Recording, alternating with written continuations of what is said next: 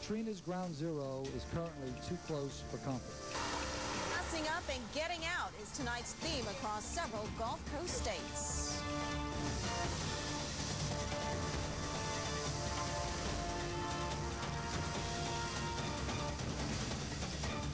Will Katrina continue its dangerous track? The likely answer is yes, and emotions are racing across the Gulf Coast tonight.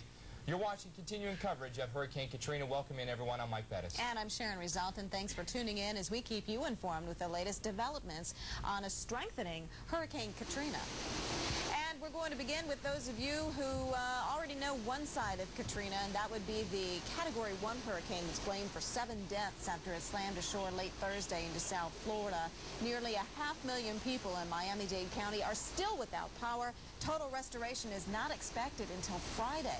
Katrina is now a major hurricane, and again, as we mentioned, it's strengthening over the warm waters of the Gulf. Here's the latest view of Katrina. It's a large storm now. It is very symmetrical. It has increased in strength throughout the day. It's a Category 3 storm with sustained winds at 115 miles per hour. Notice the last couple of frames there.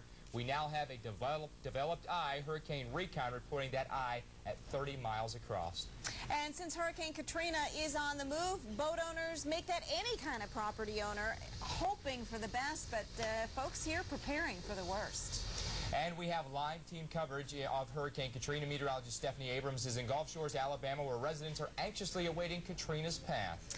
But we're going to start out with meteorologist Jeff Morrow. He is live in New Orleans, where some mandatory evacuations are already underway. And you said they're boarding up on Bourbon Street, right, Jeff? Yeah, they are starting to board up on Bourbon Street. I got to tell you guys, it is a hot and muggy night down here on the bayou tonight.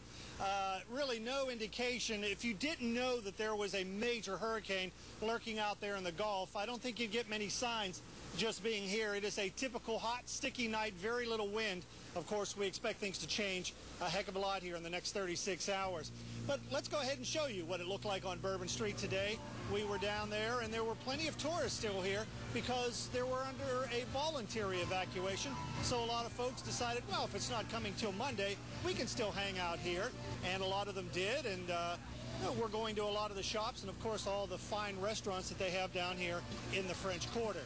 Now, here is why they may want to rethink that as we head through the next couple of days. If we get into a situation, the worst case scenario of this major hurricane heading right toward us or just to our west, that could push the Gulf of Mexico up into the Mississippi River and particularly Lake Pontchartrain, which would then spill over potentially the levees and the dikes here, and it would fill up the downtown area, which is basically below sea level. Obviously, that would put the downtown area under maybe 10 to 15 feet of water. That is the worst case scenario, but again, this is something that a lot of people have worried about around here for a very long time.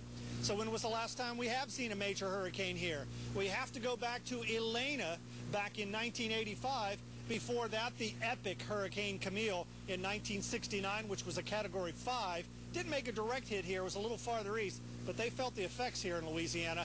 And also, you go back to Betsy in 1965. Now, again, tomorrow things start to go downhill. If you're thinking about evacuating, and we may have mandatory evacuations here in New Orleans tomorrow, you really need to think about doing that tomorrow. In fact, don't think about it. Just go ahead and evacuate. The roads right now are fairly clear, so never a better opportunity than right now. Sharon? All right. Thank you. Very good advice, Jeff Morrow. And again, we are dealing with the strengthening hurricane with the very latest on the pressure drops now. Here is Mike. We've been watching our pressure drop, Sharon, here steadily through the afternoon and evening. Our latest pressure drop puts it down now to 939 millibars. Our winds haven't increased at all over the past couple advisories. Winds right now at 115 miles per hour makes it a Category 3 hurricane. Also this evening, we've noticed a little bit of a northerly turn now. Instead of west, we're west-northwest at 7 miles per hour. Still a very slow forward movement, and that is potentially unfavorable because what that means is we could see a lengthy period over the hot ocean waters here, the Gulf waters, and more intensification. We're likely to see that. 335 miles now south-southeast of the mouth of the Mississippi River, so getting ever so close to the Gulf interests here right along the coast. Our projected path here on Katrina, anticipating now it coming into the Gulf Coast, whether that be Louisiana, Mississippi, or Alabama, Still slightly uncertain, but we are fairly certain that anywhere within this cone we will have a landfall. As early as Monday evening, if it makes a landfall in Louisiana, or just slightly after that if we look at a landfall in Mississippi or Alabama. We had watches in effect for several locations. Those watches have now been upgraded to warnings, and we're going to show that to you graphically now. Basically, from Morgan City, including New Orleans, Lake Pontchartrain, and to the Alabama-Florida border, we have hurricane warnings. That includes Mobile as well as Biloxi, so make sure that you are rushing all of your preparations to completion. A very serious threat. Intensification is certain at this point. Monday landfall almost certainty at this point as well. And impacts are not going to be limited to the coast. We'll have far-reaching impacts inland with flooding and power outages. Sharon? All right, Mike. And again, those impacts will be far-reaching, and they will be felt before it actually makes landfall. So rush.